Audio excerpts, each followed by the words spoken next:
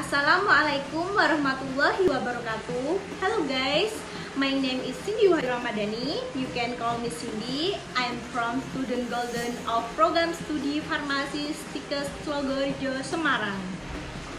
So guys, today we're going to study about the grammar present perfect tense. So okay guys, this is present perfect tense.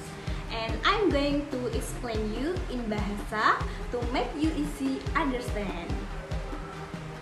So okay guys, I'm going to explain you for the first about function present perfect. Jadi yang pertama saya akan menjelaskan function dari present perfect. Nah, function adalah present untuk menjelaskan aktivitas yang sudah atau aktivitas yang belum terjadi atau yang belum kita lakukan dengan waktu yang tidak terlalu jelas. Oke, jadi kita akan menganalisa present perfect tense. Nah, present yang artinya sekarang, perfect yaitu sifatnya perfect, sempurna. Nah, untuk time signal yang bisa kita gunakan ada ever yang artinya pernah, atau kebalikannya never, tidak pernah. Ada juga already untuk menegaskan bahwa sudah. Lalu ada yet, belum, still yang artinya masih, dan ada just yang artinya baru saja.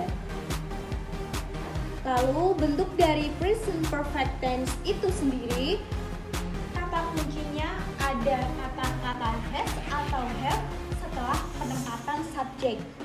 Nah, kata has atau have ini menunjukkan yang artinya sudah.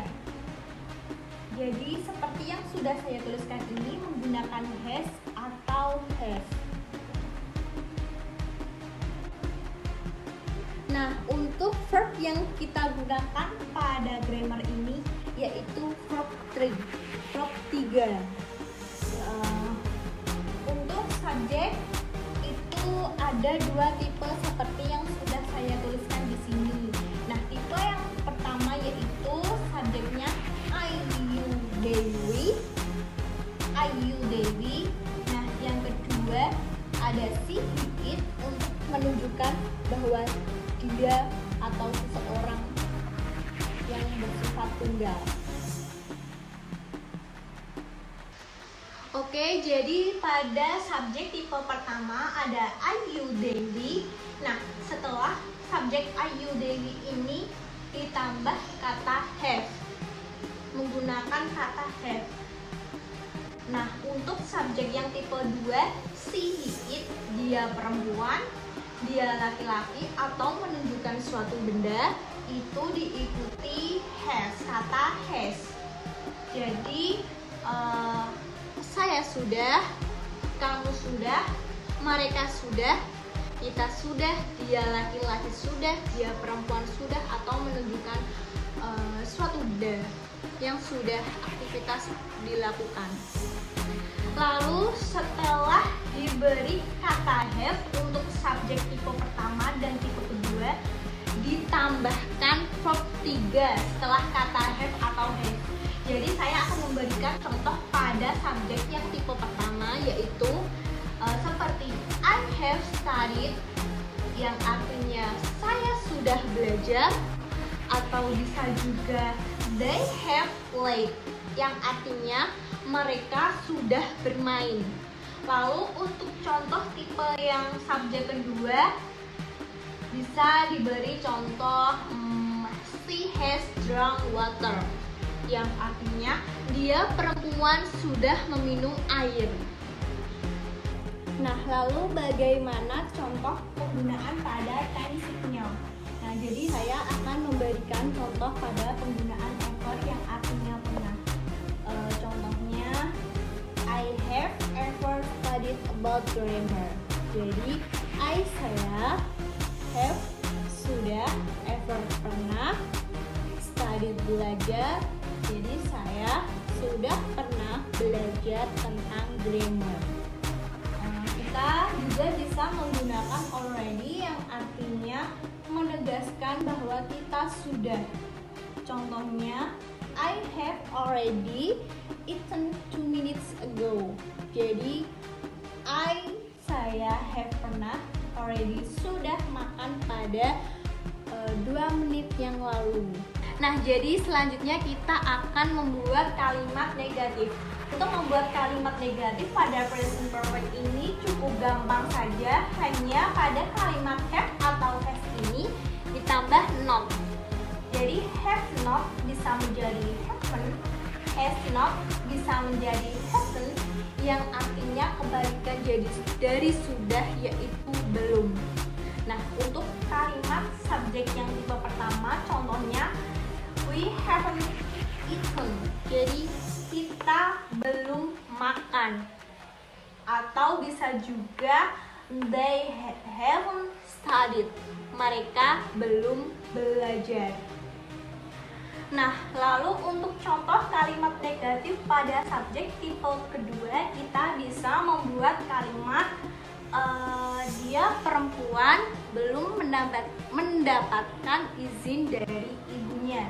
Jadi untuk kalimat perfect present-nya yaitu she hasn't got permission from her mother.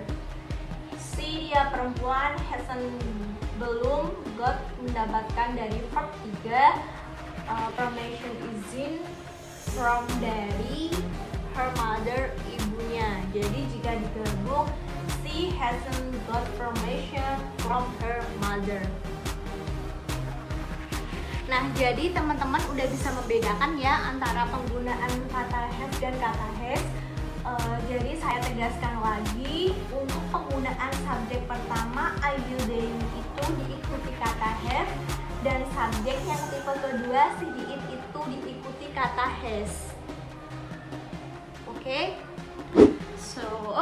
For the last, setelah kita belajar membuat kalimat positif dan kalimat negatif pada present perfect, selanjutnya kita akan membuat introduce sentence atau kalimat tanya pada present perfect tense. Nah, untuk membuat kalimat tanya pada present perfect, auxiliary yaitu has atau have, ini namanya auxiliary, ini dipindah di depan sebelum subjek. Jadi have you, have I, have they. Nah, untuk contoh kalimat tanya dari present perfect ini bisa apakah mereka sudah bermain bola? Bagaimana kalimatnya pada present perfect, yaitu have they played football. Jadi untuk contoh kalimat tanyanya seperti itu. Sekali lagi, present perfect ini fungsinya adalah untuk menunjukkan atau menjelaskan kita aktivitas yang sudah atau belum kita lakukan yang terjadi dengan waktu tidak terlalu jelas. Jangan lupa apabila kita mau menggunakan time signal ini ditaruh setelah kata have atau has. Jadi untuk tingkat kesusahan pada present perfect ini biasanya terletak pada penggunaan verb 3. Masih banyak yang belum hafal atau belum mengetahui suku kata dari verb 3 kalimat atau kata ini apa, kata 3 dari kata ini apa. Jadi untuk amannya memang harus banyak menghafalkan suku kata dari verb 3. Terima kasih telah melihat dan mendengarkan materi present perfect tense dari saya. Semoga bermanfaat dan semoga dimengerti. Wassalamualaikum warahmatullahi wabarakatuh.